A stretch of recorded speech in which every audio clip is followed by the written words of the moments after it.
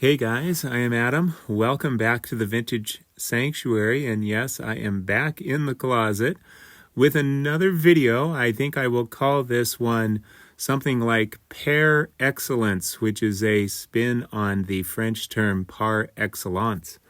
So I do have some recent pickups in here that I have not shown off before, but I've been dabbling in some modern cards of vintage players. So those are the pickups that I have. So I don't have any new vintage pickups at this time, but I thought, what the heck, I will pair some of these new pickups with vintage cards and hopefully make some nice pairings. But, you know, you can be the judge and let me know what you think or which pairs you like the best. And then also, there'll be a few other cards I either have not shown before or have not shown for a long time. And of course, there'll be a few cards that I have shown fairly recently. So I think a nice eclectic mix here of pairings. So without further ado, let me turn this camera around. Oh, wait, I got to move one card off. I don't want you to see it quite yet. And let's get into the pairings. All right, the first pairing, I will be pairing this 6970 Topps Wilt Chamberlain in a 6.5 with another card. And so let me give you a look at this stunning beauty here. This card is so nice. And the card that I'm pairing it with, I'm not sure if I've shown it before, but you know what's crazy? I kid you not, the card I'm about to show, I actually so to speak, got for free because I did some pandemic flipping, where I bought stuff during the pandemic and sold it off and ended up making enough profit to literally buy this card for free, which is just crazy. Now, here's something else that's also crazy. It's probably worth, maybe a third or maybe a little more, maybe half what I paid for it. So it's came down in value quite a bit. Without further ado, the Lou Alcindor Kareem Abdul-Jabbar rookie card in a, hey, who doesn't love a BVG? In a BVG 4. This card is really, really nice. I know we get a little glare. It got the PWCCE sticker. And I actually think that, from what I can tell, the only thing to pick on here, it's pretty well centered left to right, which I think is more visually important. It definitely off-center to the bottom, but I'll try to get you a little closer. But other than that, hey, if that makes it a 4, I guess that makes it a 4. But beyond being, off-center to the bottom on the front there, I don't see anything else. So that is a really, really sweet card. Couple of goats here. Couple of basketball goats from the epic 6970 top set. So super stoked to pair those two. All right, I'm going to go ahead and move those so that we can make room for our next pairing. And I think where we'll go next, this card, I think maybe I did show it when I showed my Reggie Jackson Tiffany run. The only Reggie Jackson cards I have so far are his Tiffany base cards. And of course, these things take time, but slowly but surely I'd like to add some more of his cards. But that all changed the other day when this bad boy came in the mail. Check this out. The 2022 Topps Gilded. I think I got this at a solid price via auction. Really stoked. Topps Gilded Mini Diamonds out of 50. And this has him in his Oakland Athletics uniform. This happens to be number 31 of 50. But it's got him in his Oakland A's uniform, and that's why I paired it with his 87 Topps Traded, because that's the only Tiffany card of his, at least base card, that has him in the Oakland A's uniform. So pretty stoked. I mean, hey, to what degree do mini diamonds pair with, wood grain borders? So visually, I don't know how well they pair, but, I'd be curious to hear your thoughts. But same player on the same team, and I think a couple of awesome cards. All right, setting those aside. Well, so far, this is my favorite Reggie Jackson that I have. Again, I only have his Tiffany base cards. And that's this minty fresh 86 Topps Tiffany. Wow, with the black up there and then the huge angels in red. And then the red background. I find this card to be just absolutely stunning. So I thought, well, I'm going to go ahead and pair that with my other Tiffany card that's got red lettering on black, which is the Mike Schmidt in a minty 9 as well. And, both of these cards are so sharp and I think just really well centered. And I've discovered with the 86 Topps, or Topps Tiffany for that matter, that if they're off center, even a little bit side to side, it really is more pronounced, I think, because of this, partial black that's coming down before it transitions to white. And so even in 9s, sometimes they're not, sometimes visually the left to right centering seems more off than this. So these are, I think, really well centered left to right for the, even in a 9 for the grade. So I think those visually really go well together. Now, we're not going in any particular order, but continuing on our journey of pair excellence or par excellence, who wouldn't want to have the 83 Topps? The 1952 Topps Mickey Mantle. Well, most people would. Well, maybe they'd rather spend the money on something else, but most people would love to have the card or they recognize its iconic status. I was happy to get this, the 83 Topps 52 reprint Mickey Mantle. It's sort of like, the Tiffany version, because these were printed, I believe, in Ireland the year before they started doing the Tiffany's. And so this was kind of the start of the high-end sets. So there's the Mantle in an 8. So I think I might move this down just a little bit now that we're done with the oversize. That looks pretty good to me.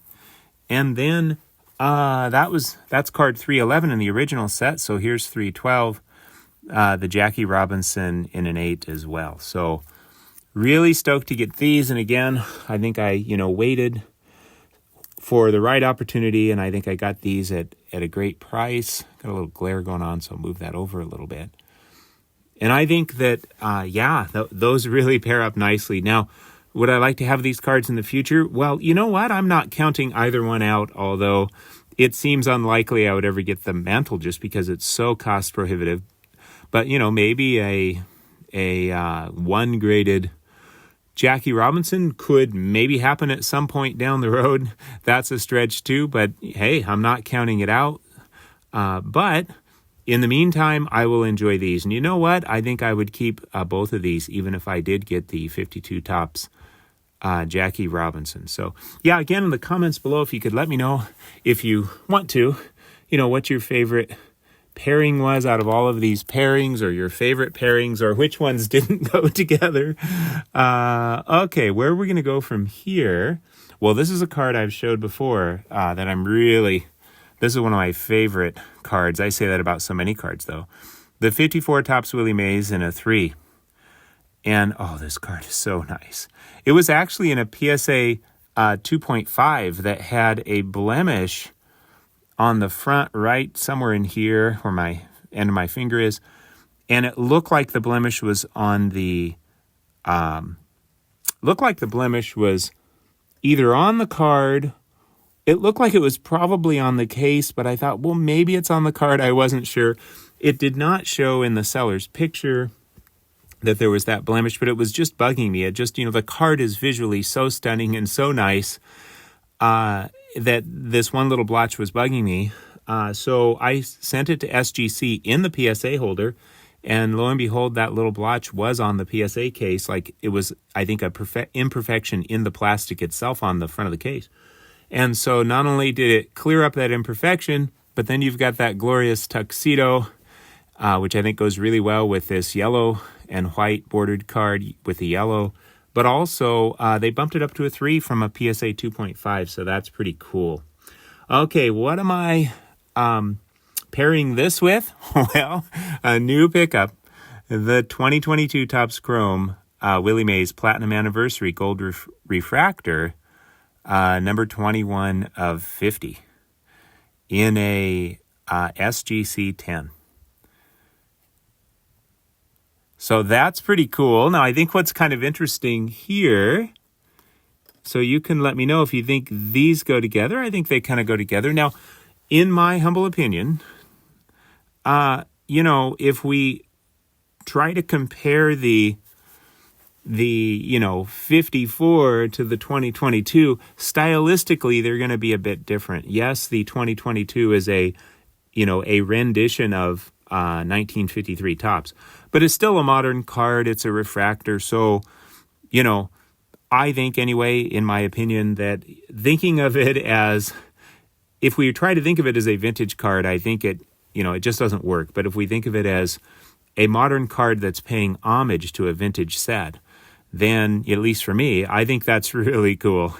Now, what's fascinating here is that the picture on this 2022 Topps Chrome Willie Mays looks more like Willie Mays's portrait on 54 Topps or 55 or 56 Topps, where they use the same portrait for each of those 3 sets.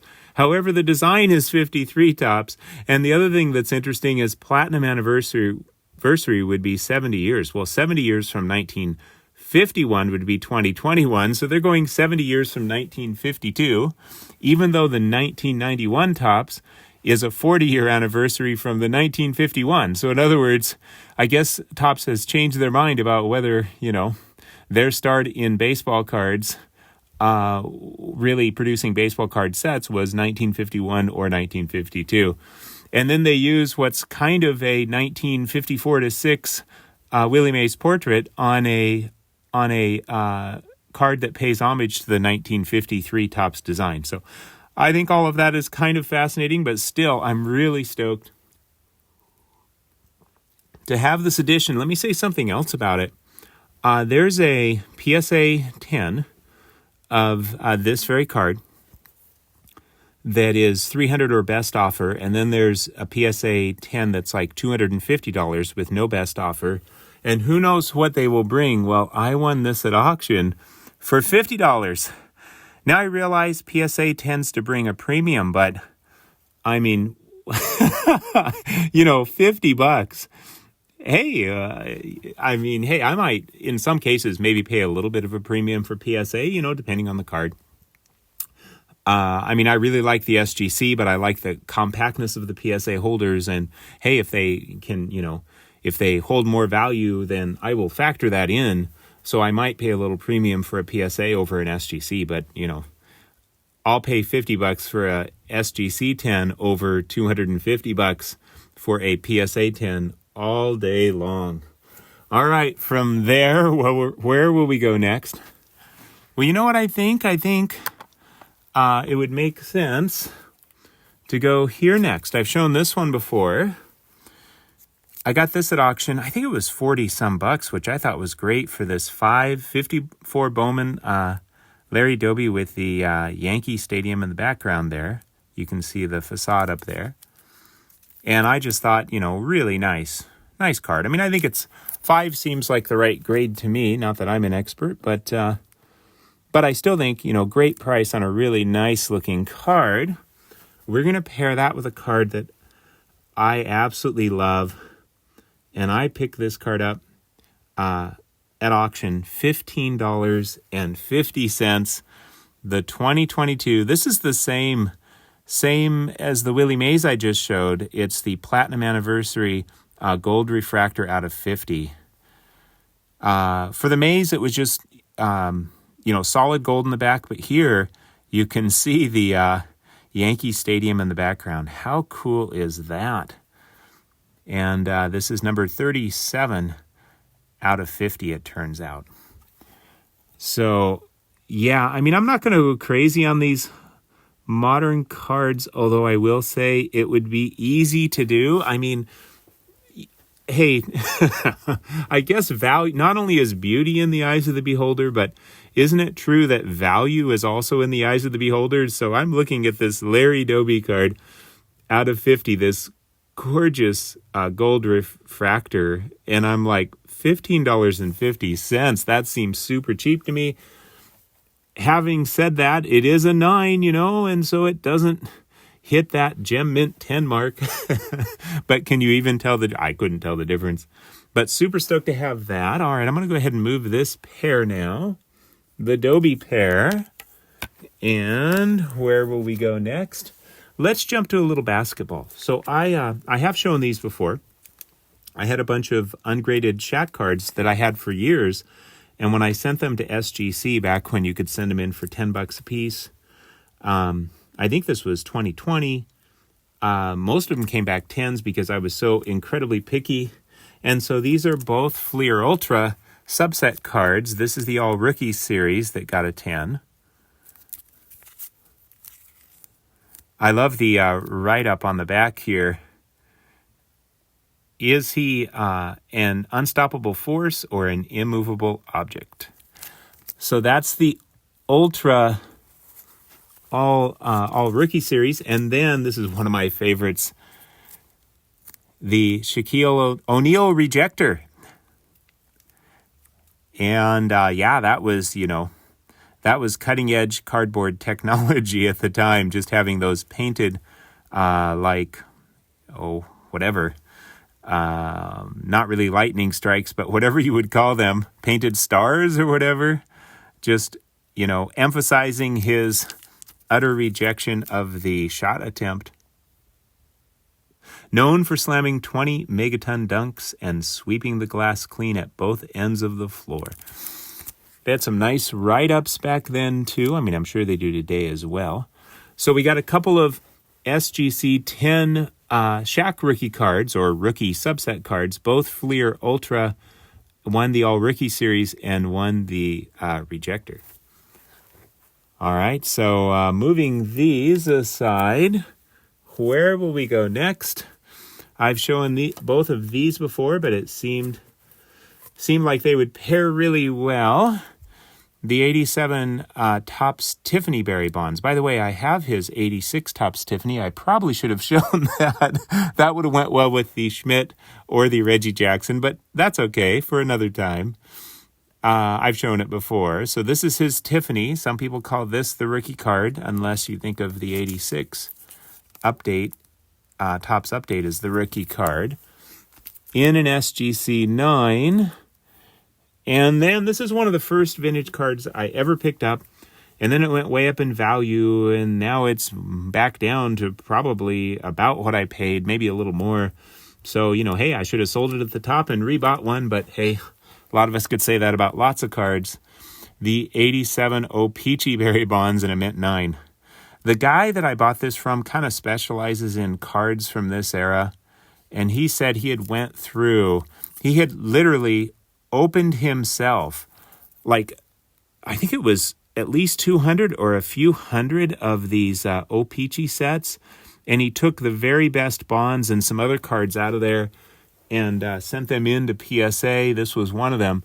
He only got two. I think he got 2 mint 9s out of the, again, after going through at least a couple hundred or maybe even several hundred O-Pee-Chee, boxes, and picking out the best Berry Bonds, only the best, and then some of the other cards, the best of some of the other key cards, and sending them to PSA. He only got 2 PSA 9s of Berry Bonds. This is one of them, and he said this one is just super sharp, and the guy had some real experience, so that's cool. It's not perfectly centered by any means, but really, really sharply cut. And those O-Pee-Chees are not known for that. They're known for the lack of quality control. All right, I believe I'm not sure if I've shown both of these cards. I've shown one of them, so here we go. This one I believe I've shown. Yeah, I've shown this one. The 85 star. By the way, if it says star 85, then it would be from his first year of cards. So you could call it, a rookie card or a rookie subset card, whatever. I'm going to go ahead and take it out of the baggie here. This might be his toughest first year of his first year licensed cards. There are several subset cards. This might be the toughest, the Crunch and Munch. Now, here's what's interesting. I love this card with the yellow and the red. I think it really, really works. What's interesting is that notice how it's kind of diamond cut at the bottom there. That is so common for this set. However, the cards are usually diamond cut at the bottom, and they're also diamond cut at the top. This one's diamond cut at the bottom, but it's actually cutting into whatever card was below. So it's actually a bit oversized. In other words, I'm thinking this would be, to me, this would be a nefarious thing to do. But if somebody was an expert, they could cut that bottom straight and square this card up, and it would not be minimum size. It would be regulation size. So a lot of them, it cuts into the top of this card and the top of the card below.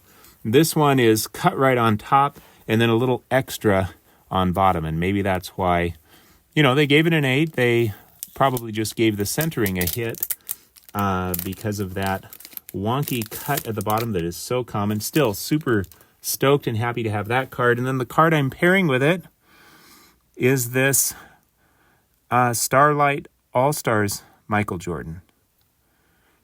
And so you had the Crunch and Munch All-Stars and then the Miller Lite All-Stars. And they're both from the same year, his, first year of licensed cards. They're both NBA Players Association and NBA licensed. And the same image, and they're both, commemorating his first All-Star appearance. So I think that's really cool. By the way, the knock on these star cards, there's, nefarious things that the Star Company owner did. Setting that aside, that's true, but setting that aside for a moment, or just setting it aside for this discussion, there's also the counterfeiting. That's not going to apply to too many of the star cards, actually. And I know quite a bit about it, but I don't have the time to really go into that right now. It'd make this video way too long. But the other thing would be that, they have the proper licensing, but they weren't distributed in packs. Well, they were distributed in team bags or subset bags. This was in the Crunch and Munch subset bag. This was in the Miller Lite All-Star, subset bag, which is pretty close to being in packs. You just know what's in the pack. So really the biggest objection is they were not nationally distributed, and therefore, they would be XRCs, or they would be prior to his 87 Fleer card, which number 57, which many people consider to be his true rookie card. But here's the deal. I'd like everyone to give this some thought. Not nationally distributed. They were nationally available. You could, get them online or over the phone, whatever, or order them out of, catalogs. You could get them from the Star Company.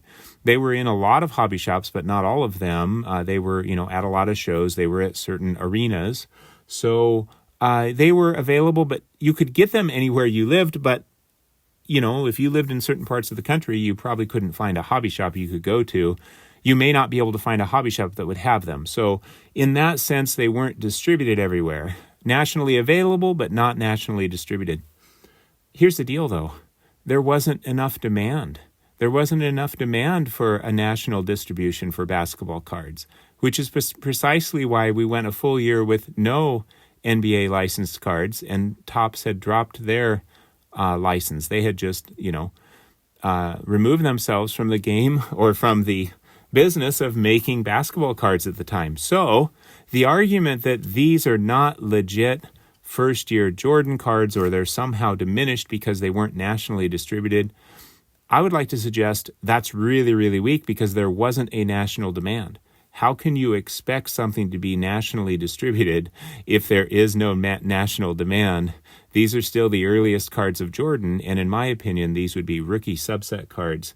And his number 57, 1986 Fleer is actually his third-year card. But feel free to, if you want to see it differently, of course, that is perfectly fine. All right, where do we go from here? Oh, I love this card so much. Of course, I love all these cards. I try to love all the cards. I mean, I only buy cards I love, or I end up selling or trading if I don't love them. The 50 Bowman Yogi Berra in a 3 Mendes 3. And I've shown this, I think, fairly recently. So why am I showing it again? Well, because we are going to pair it with this new purchase. And this would be the 2022 Topps Gilded. I have not shown this yet. Mini Diamonds. Yogi Berra. 2022. Did I say 2023? I guess I'll find out. Oh, this is so stunning. And I thought I would pair it. Number 7 out of 50. Hey, if it were number 8 out of 50, that'd be pretty cool. His jersey number. I thought I'd pair it with this 1950 because both cards have him in the catcher's crouch. Here's the other thing that's cool about the 2022. So it was on eBay, but there was no best offer. It was just a buy it now. So I reached out to the seller and said, hey, if you'll sell it for this price, if you're willing, I'll buy. If not, that's cool. And he sold it to me for less than his buy it now.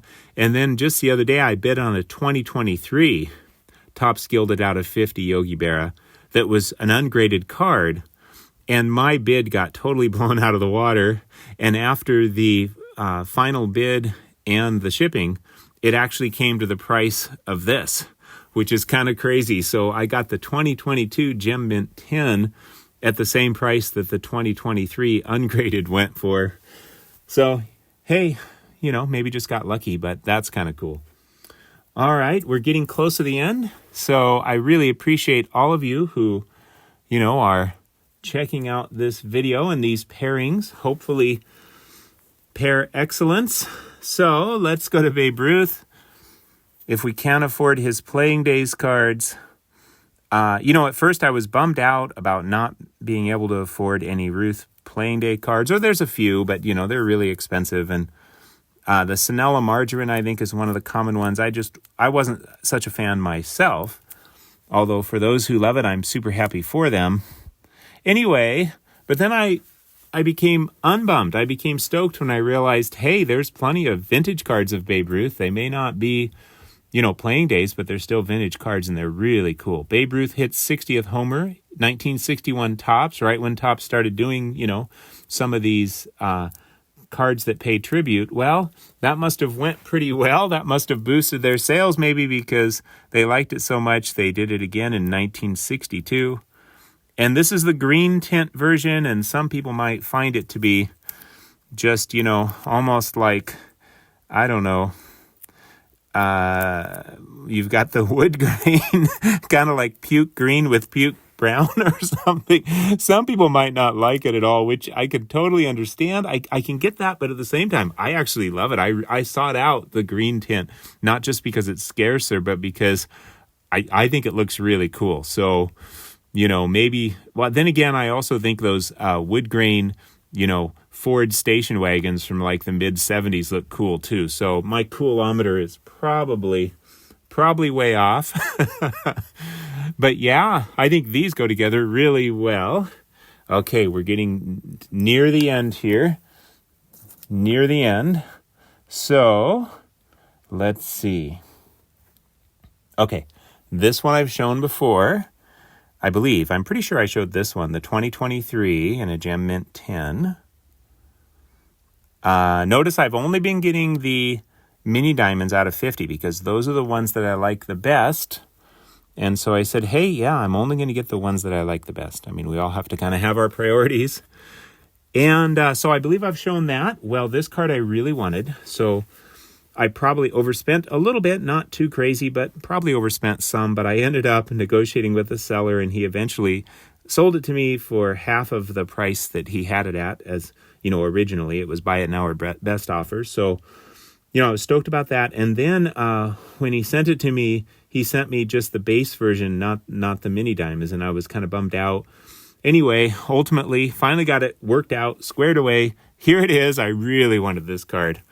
The 2022 Topps Gilded Ted Williams mini diamonds out of 50. I really wanted this one to go with the 2023.